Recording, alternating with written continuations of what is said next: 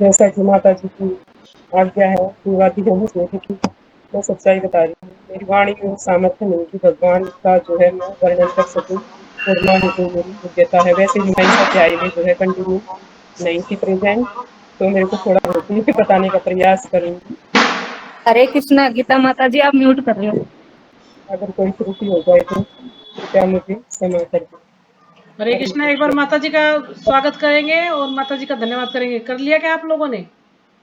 नहीं नहीं तो माता जी। कीजिए। हाँ तो ठीक है, माता जी का हरे स्वागत करेंगे और कृष्ण कृष्ण भजन कृष्ण कृष्ण कृष्णा कृष्ण कृष्णा हरे हरे हरे हरे हरे राम राम हरे राम हरे राम राम हरे हरे ठीक है माता जी, आप शुरू। हरे कृष्णा माता जी, सभी को दंडवत प्रणाम।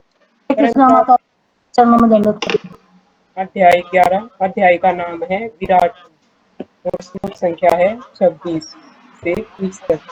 तो श्लोक संख्या 26 और 27 ये इकट्ठे दे रखे इसे इनका उच्चारण करते हैं। अमी च त्वां धृतराष्ट्रस्य पुत्रा सर्वे सहैवावनिपालसङ्गैः भीष्मो द्रोणसूतपुत्रस्य धासौ सहास्मदीयैर अपि योधमुख्यैः वक्रत्राणि ते त्वर्मान् विशन्ति दृष्टां करालानि भवान् कानि किचिन्द्विलगना दशानन्तरेषु सन्दृशन्ते चूर्णितमङ्गैः। हरे कृष्ण। तो जो भी माता जी उच्चारण करना चाहिए कर सकते।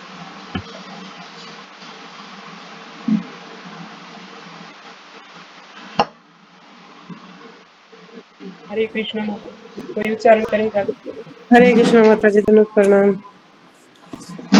अमी च त्वां धृतराष्ट्रस्य पुत्रा सर्वे सहैवावनिपालसङ्घैः भीष्मो द्रोणसूतपुत्रस्तासो सहास्मदीयैरपि योधमुख्यैः वक्त्राणि ते तवर्माणा विशन्ति दंष्ट्राकरालानि भयानकानि केचिद्विलग्ना दशानन्तरेषु सन्दृश्यन्ते चूर्णितैरुत्तमाङ्गैः। हरे कृष्ण माता जी, धन्यवाद प्रणाम। हरे कृष्ण माता जी, दंडवत प्रणाम। अध्याय 11 श्लोक संख्या 26 और 27। अमीव तवां धृतराष्ट्रे पुत्र सर्वे सयवावनिपालं संघः भीष्मो प्रद्रोण सूतपुत्र सतथासो सह्यासदीपेरिपि योधमुख्यः वक्त्राणि ते तवर्माणान् विशन्ति दृष्टा करालानि भयानकानि केचित् दिल्गिरः दशान्तरेषु सन्दृश्यन्ते चूर्णितेरुतमसङ्गः। हरे कृष्ण। हरे कृष्णा माता जी, दंडवत प्रणाम। सभी भक्तों को दंडवत प्रणाम। श्री भगवद गीता यथारूप अध्याय 11 श्लोक संख्या 26 और 27। अमी च त्वां धृतराष्ट्रस्य पुत्र सर्वे सहैवावनिपालसङ्घे भीष्मो द्रोणसूतपुत्रस्तस्थास्थो सहास्मदीयैरपि योद्धमुख्य वक्त्राणि ते त्वर्माणा विशन्ति दृष्टां करालानि भयानकानि केचिद्विलग्नः दशानन्तरेषु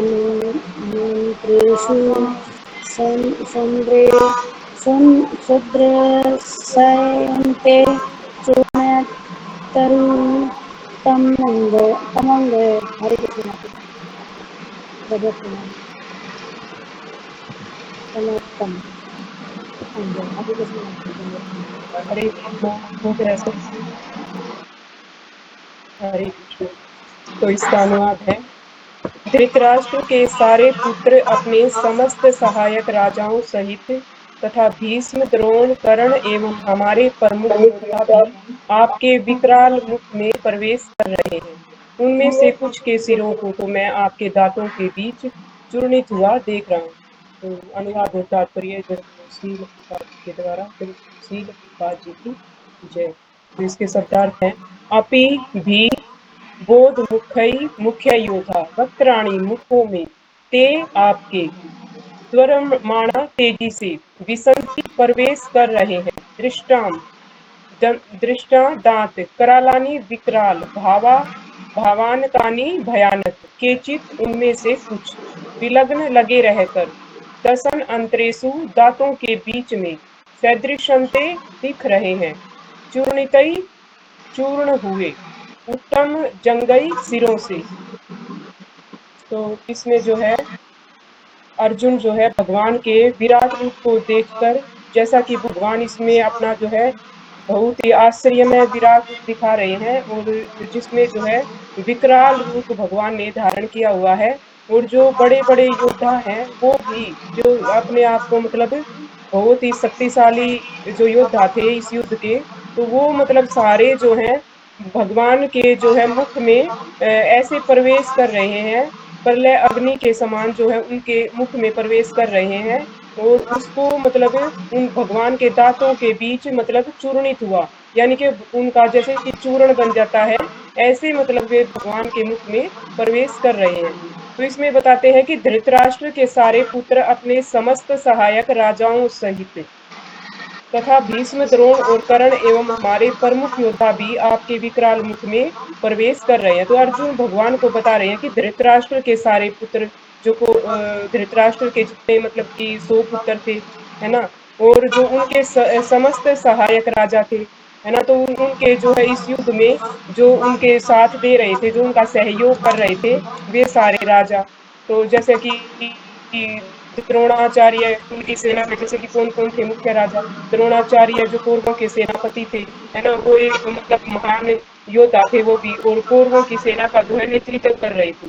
और एक जो है इसमें थे कि शल्य भी जो है मद्रा देश के राजा थे, और युद्ध में वो भी कौरवों का साथ दे रहे थे। और एक थे कृतवर्मा, ये यादव वंश के जो है प्रमुख व्यक्ति थे, जिन्होंने दुर्योधन का जो है पक्ष लिया था। और एक जयद्रथ थे जो सिंधु के राजा थे, और युद्ध में इन्होंने भी अपनी महत्वपूर्ण भूमिका निभाई थी। तो ऐसे बता रहे हैं अर्जुन भगवान को कि धृतराष्ट्र के जो सारे पुत्र हैं और उनका जो साथ दे रहे हैं, जो मुख्य जितने शक्तिशाली राजा हैं उनके सहित, और जो भीष्म हैं और द्रोणाचार्य हैं और कर्ण, ये जो है हमारे जो प्रमुख योद्धा, और आपके जो विकराल मुख में ये सभी प्रवेश कर रहे हैं। तो मतलब इतने बड़े बड़े शक्तिशाली योद्धा हैं, लेकिन वो भी मतलब भगवान के मुख में जो है सारे प्रवेश कर रहे हैं। उनको भी मतलब सारे शक्तिहीन दिखाई पड़ रहे हैं इस समय। उनमें से कुछ के सिरों को तो मैं आपके दांतों के बीच चूर्णित हुआ, ऐसा लग रहा है कि बिल्कुल आपके दांतों के बीच में जाकर जैसा कि चूर्ण बन जाता है, ऐसा मतलब महसूस हो रहा है। तो मतलब पांडवों के जो इसमें प्रमुख योद्धा हैं, ये तो कौरवों के योद्धा थे, तो पांडवों के भी प्रमुख योद्धा थे। उनमें से मेन जो थे उनके नाम थोड़ा सा मैं जैसे कि मुझे याद है बताना चाहूंगी। एक तो जैसे कि धृष्टद्युम्न थे, और जैसे सात्यकी और घटोत्कच और शिखंडी, है ना, ऐसे जैसे महान कई शक्तिशाली योद्धा थे, है ना। और जैसे कि धृष्टद्युम्न थे, ये पांडव सेना के सेनापति नियुक्त किए गए थे, और एक कुशल योद्धा थे। और सात्यकी जो थे, इनको जो है इनका एक नाम युयुधान भी बोलते हैं इनको। ये प्रसिद्ध यादव वंश के योद्धा थे जिन्होंने पांडवों का साथ दिया था। और जो घटोत्कच, जैसा कि आप सब जानते हैं, ये जो है भीम का पुत्र था। ये भी बड़े शक्तिशाली, जैसा कि इनके मरने से जो है कितने मतलब सैनिकों को इन्होंने मार गिराया था। इतना बड़ा विशाल इनका शरीर था, है ना, और कितने शक्तिशाली थे। और जैसे कि युयुत्सु थे, युयुत्सु पांडवों के जो है मतलब ये भी एक शक्तिशाली योद्धा थे, है ना। तो इसलिए मतलब इसमें बता रहे हैं कि ये जो हमारे पक्ष के यानी कि पांडव पक्ष के जो विशाल योद्धा, और जो आपके पक्ष के सभी योद्धा है ना, आपके मुख में प्रवेश करके ऐसा लग रहा है कि जैसे आपने आप जो है अपने दांतों के बीच में उनका चूर्ण बना दिया, बिल्कुल मतलब शक्तिहीन हो गए हो। तो तात्पर्य जगतशील प्रभुपाद की जय। एक पिछले श्लोक में भगवान ने अर्जुन को वचन दिया था कि यदि वह कुछ देखने का इच्छुक हो तो वे उसे दिखा सकते हैं। तो ये जो है जैसा कि शायद चौथे श्लोक में था इसी अध्याय के, कि भगवान ने जो है अर्जुन को वचन दिया था कि अगर आप जो है देखना चाहें तो मतलब मैं आपको अपना जो है जिस आप मेरे विराट रूप को देख सकते हैं तो मैं उसे भी दिखा सकता हूँ। अब अर्जुन देख रहा है कि विपक्ष के नेता भीष्म, द्रोण, कर्ण और धृतराष्ट्र के सारे पुत्र तथा उनके सैनिक और अर्जुन के सैनिक विनष्ट हो रहे हैं। तो अब अर्जुन इसमें क्या देख रहा है कि जो विपक्ष के नेता हैं जैसे भीष्म पितामह और द्रोणाचार्य, कर्ण और धृतराष्ट्र के जितने सारे कौरव सेना है ना, जो जितने उनके पुत्र थे कौरव सेना थी, तो वो जो है सारे जो है मतलब इस युद्ध में जैसे आपके मुख में प्रवेश कर रहे हैं और उनके सैनिक वो जो उनके से सैनिक हैं और अर्जुन के भी सैनिक विनष्ट हो रहे हैं। तो अर्जुन की इस तरफ से जो भी सैनिक लड़ रहे थे उन सब का भी जो है विनाश होता दिख रहा है। यह इसका संकेत है कि कुरुक्षेत्र में एक तरह समस्त व्यक्तियों की मृत्यु के बाद अर्जुन विजयी होगा, है ना। तो मतलब जैसा कि भगवान ने पहले ही मतलब एक जगह गीता में बताया था कि हे अर्जुन, जब अर्जुन जो है मोह से ग्रसित हो गया था और उन्होंने मतलब हथियार रख दिया था कि मैं जब भगवान उन्होंने बोला कि कृपया हे अर्जुन कृष्ण मेरा रथ जो है दोनों सेनाओं के मध्य ले चले। तो जैसे उनका रथ जो है दोनों सेनाओं के मध्य में जो है भगवान ने खड़ा किया, तो उन्होंने देखा कि कैसे मेरे सगे संबंधी है ना, मेरे गुरुजन, मेरे जो पितामह हैं और जो मेरे चाचा ताऊ, जो मेरे बंधु हैं, सभी जो है इस युद्ध में जो मेरे विपक्ष में खड़े हैं। तो मतलब वो उसी समय जो है अर्जुन को मोह ने घेर लिया था, मोह से ग्रसित हो गए थे अर्जुन। और उन्होंने मतलब उसी समय ये सोचा कि मैं कैसे मतलब अपने सगे संबंधियों को, जो मेरे पूजनीय गुरुजन है ना, तो इनको कैसे मैं मारूं। तो मतलब उसी समय उनको जो है मतलब उन भय से कांपने लगे थे। और जो एक जगह बताया था ना कि हे कृष्ण मेरा मुंह सूख रहा है, मेरा गांडीव मेरे हाथ से सरक रहा है ना, तो मैं मतलब कैसे मैं युद्ध करने में असमर्थ दिख रहा हूँ। तो उसी समय जो है जब भगवान ने उनको बताया था एक जगह कि आप तो केवल है ना इस युद्ध में निमित्त मात्र हो अर्जुन, है ना। मतलब आप एक निमित्त हो, ये जो सारे योद्धा जिनके कारण आप मोह से ग्रसित हो रहे हो और जिनके मोह में आप पड़ गए हो ना, जिनकी आपको चिंता हो रही है कि मतलब कैसे इनको मारूं, आप अपने कर्तव्य से विमुख हो रहे हो, है ना। जैसा कि अर्जुन क्षत्रिय है तो क्षत्रिय का मेन कर्तव्य है कि वो युद्ध करे, है ना। और ये उसी समय जबकि आपकी मुख्य जो है आपका कर्तव्य है, आपका धर्म है, और आपने अपने धर्म से कैसे विमुख हो सकते हो। तो भगवान ने उसे अर्जुन को बताया था कि ये सभी योद्धा तो मेरे द्वारा पहले ही मारे जा चुके हैं और आप तो केवल इसमें एक निमित्त मात्र हैं। तो वही बात है कि मतलब भगवान इस विराट रूप के द्वारा अर्जुन को यही दिखाना चाह रहे हैं कि मतलब आप तो खाली मैं आपसे करवा रहा हूँ, आप तो निमित्त मात्र हैं। मैं तो ये सारे तो जो है ना मेरे द्वारा पहले ही मारे जा चुके हैं। और इस विराट रूप को दिखाने का एक जो है भगवान का ये भी उद्देश्य था कि अर्जुन जो है अपने कर्तव्य को भूल गया था और मतलब उसको जो है अपना कर्तव्य याद दिलाना था। और जो उसमें मोह रूपी जो अज्ञान छा गया था उस अज्ञान को भी दूर करना था, है ना। कि मतलब किस तरह से मतलब आपके अंदर यह ज्ञान आया कैसे, है ना। कि मतलब उसको अर्जुन को इस प्रकार से भगवान दिखाना चाह रहे हैं कि मैं ही सारी सृष्टि का जो है जनक हूँ, मैं ही पालन करता हूँ और मेरे द्वारा ही ये सारी सृष्टि जो है सृष्टि की प्रलय हो जाती है ना। तो भगवान यही दिखाना चाह रहे हैं कि आपको तो केवल अपना मतलब एक कर्तव्य करना है, सारा काम तो मेरे द्वारा हो चुका है। तो इस विराट रूप को दिखाने का मतलब यही उद्देश्य है भगवान का कि मतलब अर्जुन जो है जो एक अज्ञान रूपी जो मोह से ग्रसित हो गए है ना किसी तरह, वो इससे बाहर निकल कर और जो अपना कर्तव्य है उनको याद आ जाए और जो है अपने युद्ध के जो है कर्तव्य को वो पूरा करें, है ना। तो इस प्रकार से भगवान जो है उनको ये दिखाना चाह रहे। दूसरा ये है इसमें कि मतलब भगवान ये सब इसके द्वारा भगवान ये भी दिखा रहे हैं कि जो सारी सृष्टि है ना। जैसे भगवान गीता में एक जगह और भी कहते हैं कि मत्ता परमन्यत्र न किंचित अस्ति धनंजय, कि हे धनंजय मेरे सिवा जो है ना इस सृष्टि में कहीं भी कुछ भी नहीं है, तो सब कुछ भगवान ही है। तो इस विराट रूप में सब कुछ दिखा दिया भगवान ने कि सारे जो है मैं ही जो है काल हूँ, है ना, जो मृत्यु भी मैं हुई हूँ। और जो है ये सारे जो है जितने भी देवी देवता हैं, जितने भी असुर हैं, जितने भी शक्तिशाली होता है, सभी जो है मेरे द्वारा ही मतलब उत्पन्न प्रकट हुए हैं, मेरे द्वारा ही उत्पन्न है। तो मेरे सिवा इस संसार में कुछ भी नहीं है। तो आप जो ये अज्ञान जिससे आप ग्रसित हो गए हो उसको जो है छोड़ दीजिए और जो है अपने कर्तव्य का पालन कीजिए। तो इस प्रकार भगवान का, जैसे कि जितना मुझे पता है, तो मतलब भगवान का यही उद्देश्य है इसमें विराट रूप को दिखाने का था। आगे है इसमें, यह इसका संकेत है कि कुरुक्षेत्र में एक तरह समस्त व्यक्तियों की मृत्यु के बाद अर्जुन विजयी होगा। तो मतलब जैसा कि भगवान ने बता दिया था कि इस युद्ध में जो है बचेंगे तो केवल आप और आपके जो चार जो भाई हैं वो बचेंगे, है ना। तो मतलब और पांडव ही बचेंगे इस युद्ध में, और जो है सारे योद्धा आपके सिवा जितने भी हैं वो सभी इस युद्ध में मारे जाएंगे। ये भगवान ने जैसे अर्जुन को पहले ही बता दिया था। यहाँ यह भी उल्लेख है कि भीष्म भी आप जिन्हें अजय माना जाता है ना, ध्वंस हो जाएंगे। तो भीष्म जी को यहाँ पे अजय क्यों कहा गया है? क्योंकि जो है भीष्म पितामह को जो है अपने पिता जो शांतनु महाराज थे उनके द्वारा जो है उनको इच्छा मृत्यु का वरदान प्राप्त हुआ था।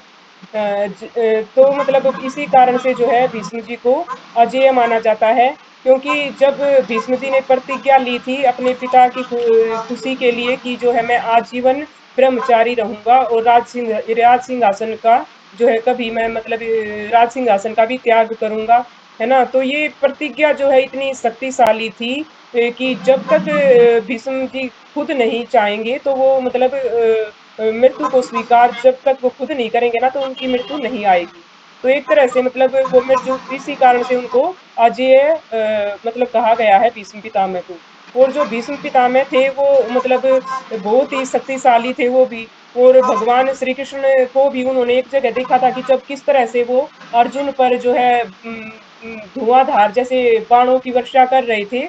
तो उन्होंने भगवान की भी जैसे थोड़ा सा कहते हैं ना कि मतलब भगत चाहे तो भगवान का, भगत के लिए तो भगवान अपना वचन भी तोड़ देते हैं। तो जैसे कि भगवान ने इस युद्ध में मतलब वचन लिया था कि मैं हथियार नहीं उठाऊंगा। लेकिन भीष्म पितामह जी को जब देखा उन्होंने कि अर्जुन पर किस तरह ये एक मतलब बच्चे पर ऐसे बारिश कर रहे हैं बाणों की, तो उस समय भगवान ने जो है अपने रथ का पहिया उठा लिया था, है ना, भीष्म पितामह जी पर वार करने के लिए।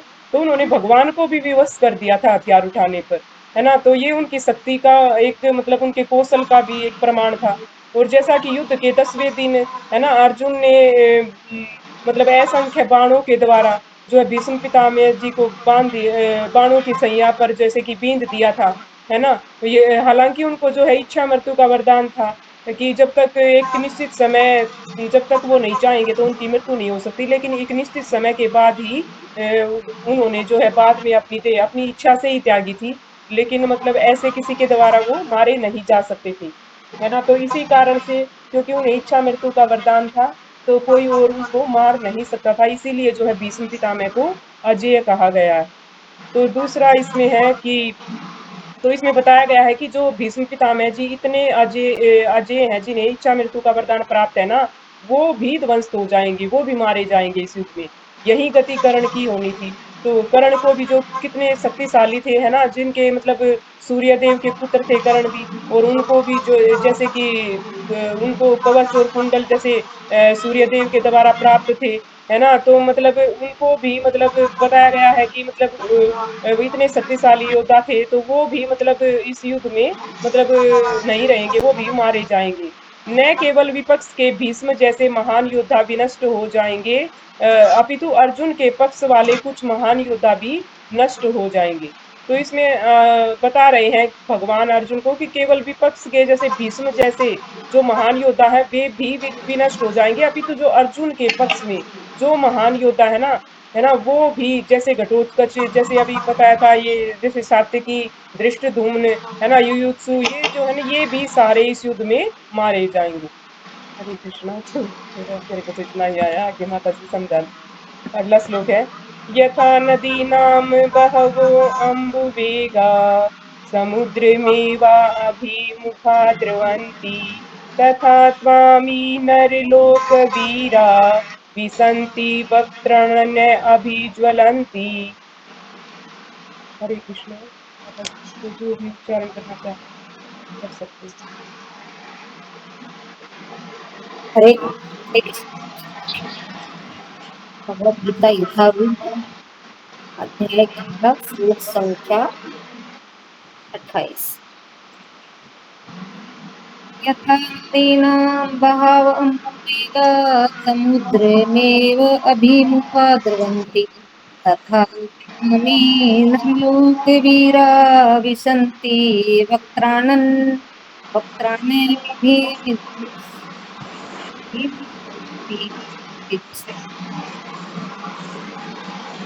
हरे कृष्णा।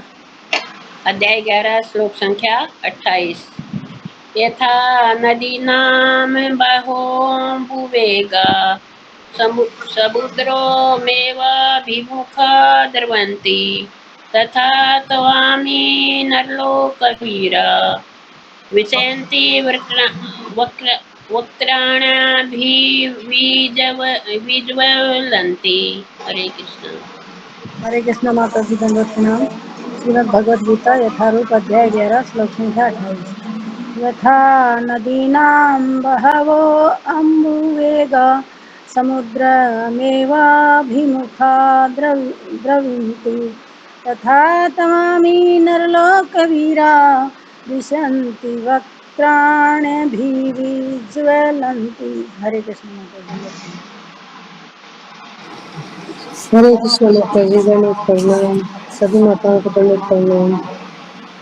यथा नदीनां बहवोऽम्बुवेगा समुद्रमेवाभिमुखा अभिमुखा द्रवन्ति तथा तवामि नरलोकवीरा विशन्ति वक्त्राण्यभिविज्वलन्ति। हरे कृष्ण माता जी।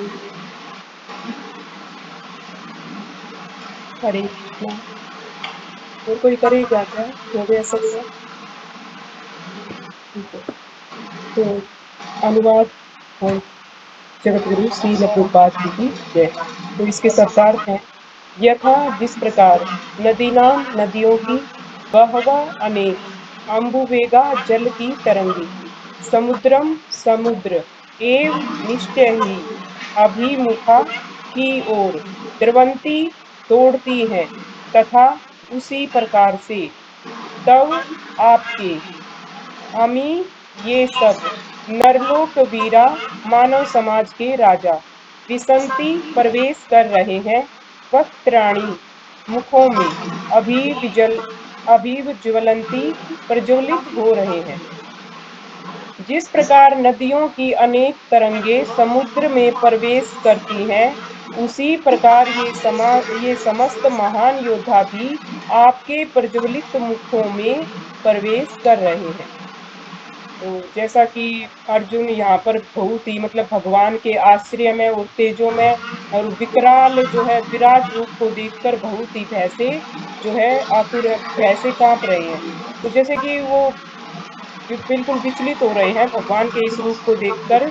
तो इसमें वही बता रहे हैं कि जिस प्रकार नदियों की अनेक तरंगे समुद्र में प्रवेश करती हैं, तो नदियों का जो है क्या है उनका जो है स्रोत, नदियां कहाँ से निकलती हैं? नदियां जैसे जो पहाड़ होते हैं, तो उन पर जो बर्फ जमी होती है, तो बारिश जब होती है तो बारिश के मौसम में जैसे बर्फ पिघल जाती है, तो उसके पिघलने से जो है वहीं से नदियों की जैसे कि उत्पत्ति होती है। नदियां मतलब पिघलना शुरू होती है, और जैसा कि पहाड़ों के रास्ते से वो जैसे कि समुद्र की तरफ बढ़ती हैं।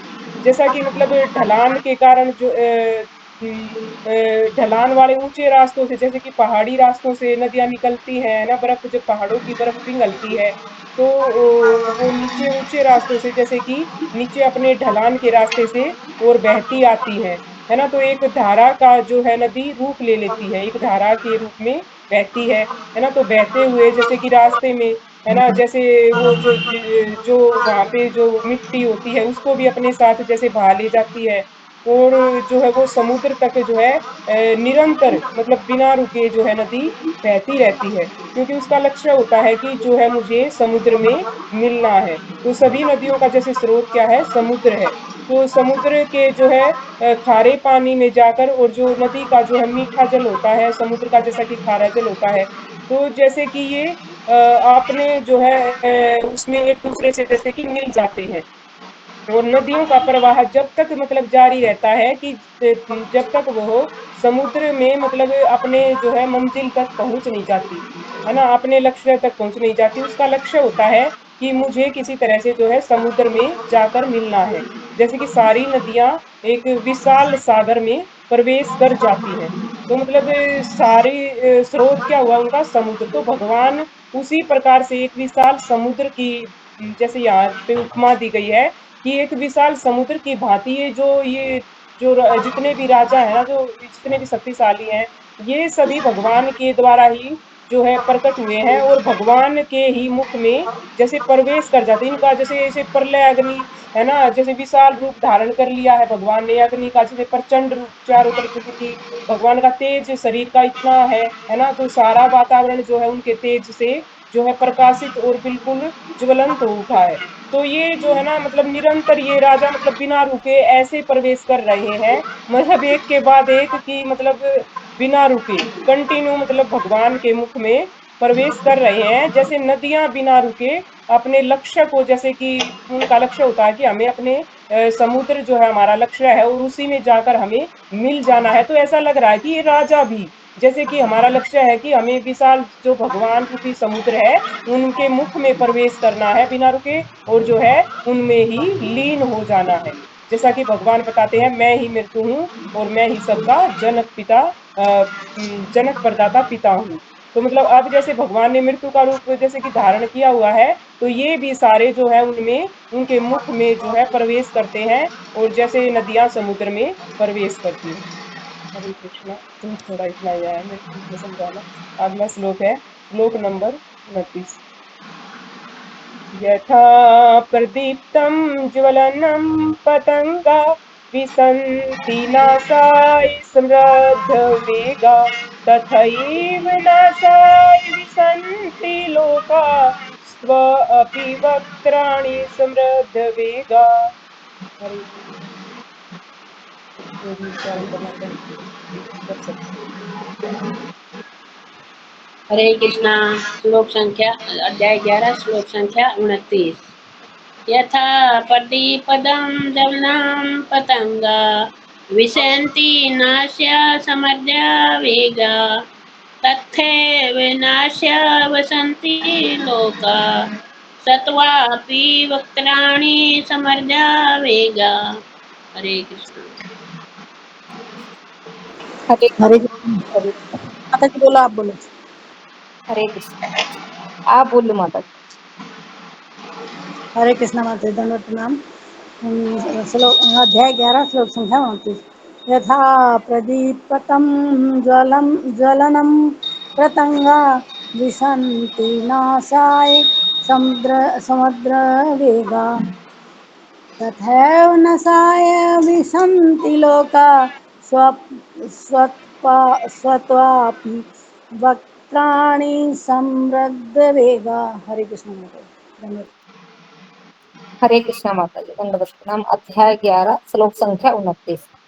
यथा प्रदीप्तं ज्वलनं पतंगा विशन्ति नासाय समृद्धवेगा तथैव नासाय विशन्ति लोका सत्वापि वक्त्राणि